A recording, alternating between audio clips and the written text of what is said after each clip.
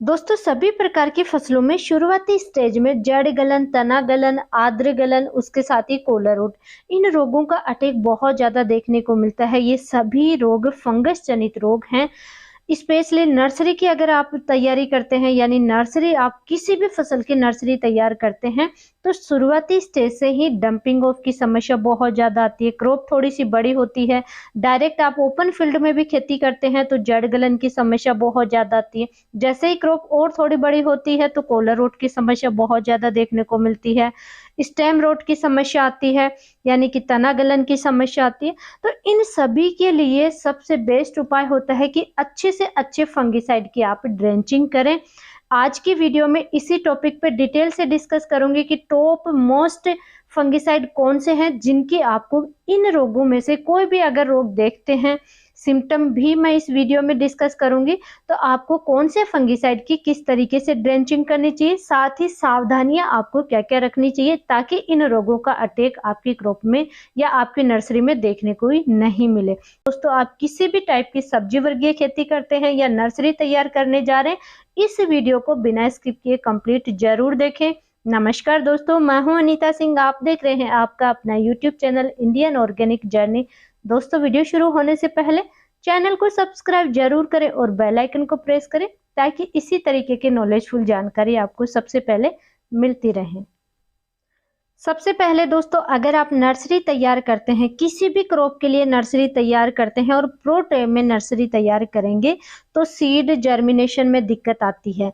आपको लगता है कि ये सीड में प्रॉब्लम है, नहीं दोस्तों, ये डंपिंग ऑफ की समस्या भी हो सकती है। इसलिए आपको जब भी आप सीड लगा दें अपने प्रो ट्रे में, सबसे पहला काम होता है कि आप अच्छे फंगिसाइड की ड्रेंचिंग करें। डोज आप कम रख सकते हैं, लेकिन आपको ड्रेंचिंग जरूर करना चाहिए। सीड जर्मिनेशन के तुरंत बाद में भी आपको ड्रेंचिंग करनी चाहिए। सबसे पहले डिजीज आती है डंपिंग ऑफ, जिसे आद्र गलन भी कहते हैं।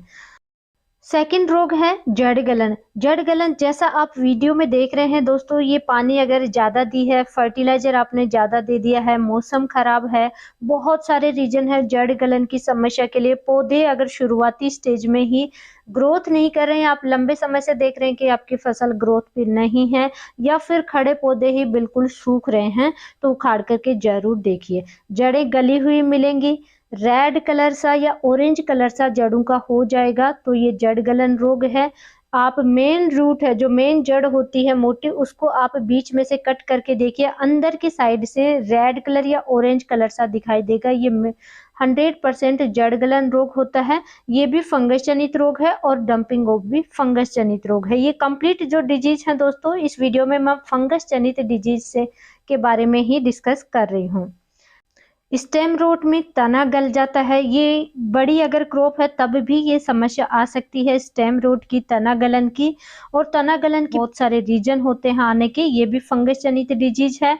इसके अलावा कोलर रोट, ये दोस्तों जब भी आप नर्सरी से ट्रांसप्लांट करते हैं तब ये समस्या सबसे ज्यादा देखने को मिलती है। उसके अलावा अगर आपने डायरेक्ट भी सीड लगाए हैं प्लॉट में, तब भी शुरुआती स्टेज में ही ये समस्या ज्यादा आती है। जब फसल ग्रोथ पे होने ही लगती है उस समय ये सबसे ज्यादा समस्या आती है। कोलर रोट में तना और जड़ें, जहां का बीच का इनका पॉइंट होता है, मिट्टी के टच में होता है, वहां से तना ब्लैक कलर का हो जाएगा, ये होता है कोलर रोट। ये सभी फंगस जनित रोग हैं और इन पे अलग अलग सेपरेट मेरे डिटेल वीडियो है, वो भी आप देख सकते हैं। सबसे पहले दोस्तों कि इन रोगों के बचाव के लिए आपको छोटी छोटी कुछ सावधानियां जरूर ध्यान रखनी चाहिए, जिससे कि अटैक आपकी क्रॉप में कम देखने को मिलेगा। अगर आप ओपन फील्ड में लगा रहे हैं, डायरेक्ट आप सीड लगा रहे हैं, या फिर आप नर्सरी से भी ट्रांसप्लांट कर रहे हैं, तो एक सबसे पहले जो ध्यान रखना होता है वो है दोस्तों गोबर की खाद। अगर पुरानी सड़ी हुई भी गोबर की खाद डाल रहे हैं, तो जो मोटा पीस होता है, मोटा टुकड़ा होता है, वो प्लॉट में नहीं होना चाहिए। अगर उसके पास पास में आपने पौधा लगाया है या सीड लगाया, उसमें 100% डंपिंग ऑफ आएगी, कोलर रोट आएगी। ये जो भी समस्याएं हैं, बहुत ज्यादा समस्याएं देखने को मिलती हैं। तो जब भी आप गोबर की खाद डालें, तो ये आप जरूर ध्यान रखना चाहिए कि मोटा टुकड़ा आपके प्लॉट में नहीं होना चाहिए। सेकंड सावधानी दोस्तों की गोबर की खाद आपको बहुत ज्यादा मात्रा में भी नहीं डालना है, ये भी एक रीजन होता है फंगस जनित रोगों के आने का। थर्ड विशेष सावधानी की दोस्तों, आप ओपन फील्ड में चाहे खेती कर रहे हैं, बेड विधि से कर रहे हैं या जैसे भी आप खेती कर रहे हैं या नर्सरी भी तैयार कर रहे हैं, तो आपको पानी शुरुआती स्टेज में बहुत ज़्यादा नहीं चलाना होता है। हल्की नमी होना आवश्यक है, लेकिन बहुत ज़्यादा डेली आपको पानी नहीं चलाना है, इस चीज़ का आप ज़रूर ध्यान रखेंगे। अब बात करें दोस्तों कि इनके लिए टॉप 7 फंगिसाइड कौन से हैं जिनको कि आप कोई सा भी सिम्टम देख रहे हैं इनमें से, या प्रिवेंटिव में भी आप इन फंगिसाइड की ड्रेंचिंग करेंगे, यानी कि तने को भिगोते हुए जड़ में अच्छे से हर रूट तक पहुंच जाए, इस तरीके से आपको ये डालना होता है। घोल तैयार करके इसे ड्रेंचिंग कहते हैं। तो आपको कोई भी टाइप की समस्या देखने को नहीं मिलेगी। अगर समस्या है तो बहुत जल्दी आपकी फसल सही हो जाएगी। जो खराब हो चुके हैं प्लांट्स वो तो खराब हो जाते हैं दोस्तों, वो रिकवर नहीं हो सकते, लेकिन ये डिजीज फैलती बहुत जल्दी है, तो ये रोग फैलेंगे नहीं, तुरंत कंट्रोल हो जाएंगे। अब दोस्तों इन रोगों को कंट्रोल करने के लिए 7 फंगिसाइड में 7 नंबर पे बहुत ही पुराना फंगिसाइड है, लेकिन इसका रिजल्ट बहुत ही अच्छा मिलता है। नर्सरी आपने तैयार की है, नर्सरी में कम से कम इस फंगिसाइड को एक बार आपको जरूर इस्तेमाल करना चाहिए, यानी कि ड्रेंचिंग करनी चाहिए। तो ये फंगिसाइड है एलियट फंगिसाइड, जो कि बायर का आता है।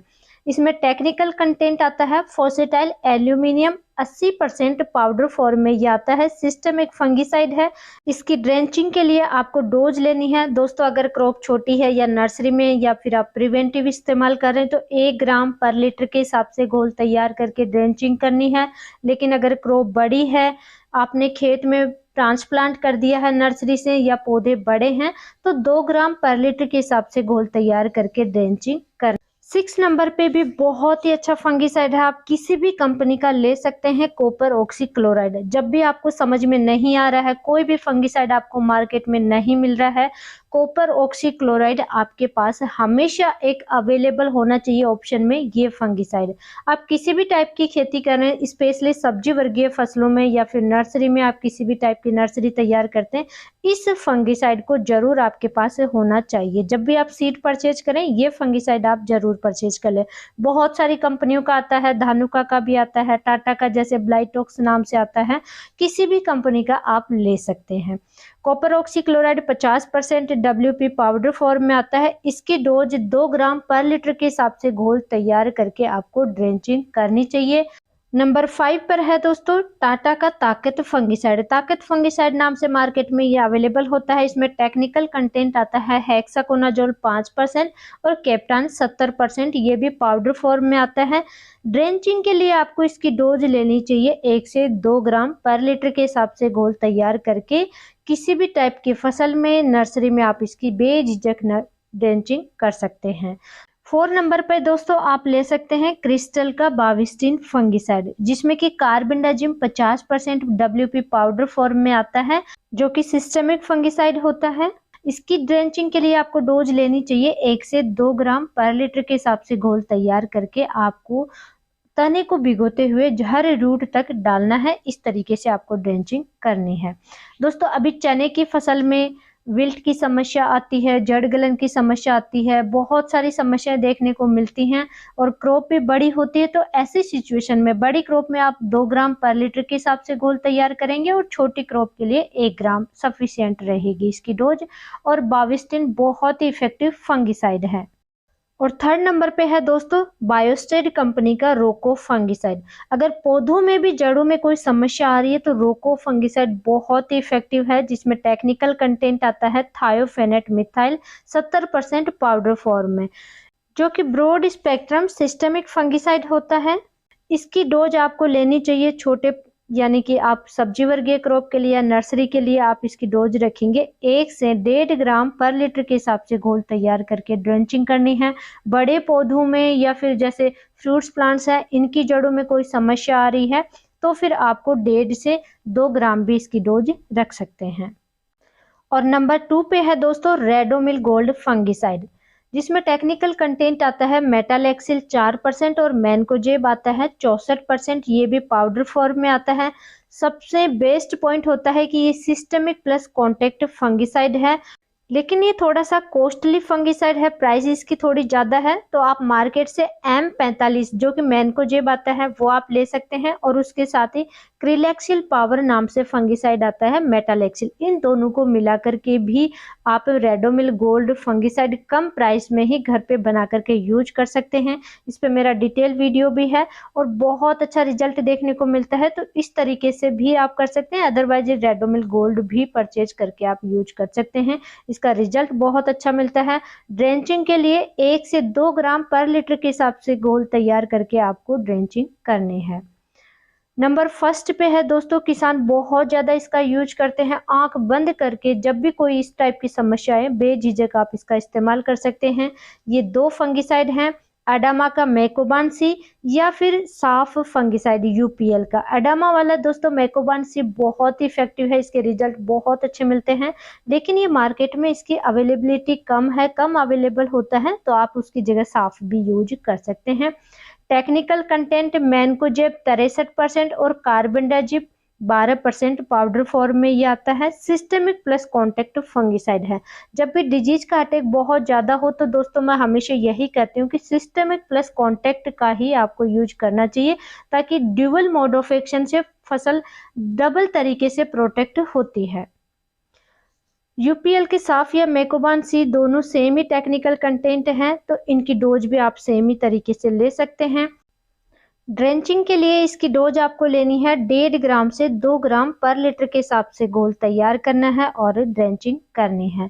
दोस्तों यूपीएल का साफ या फिर अडामा का मैकोबान सी आपको मार्केट में अवेलेबल नहीं हो रहा है, तो आप बाविस्टिन फंगिसाइड ले सकते हैं जिसमें कार्बेंडाजिम आता है, और M45 जिसमें कि मैनकोजेब आता है। तो इस तरीके से मिला करके भी आप साफ या अडामा का मैकोबान सी फंगिसाइड आप घर पे बना सकते हैं और बहुत अच्छा रिजल्ट ले सकते हैं।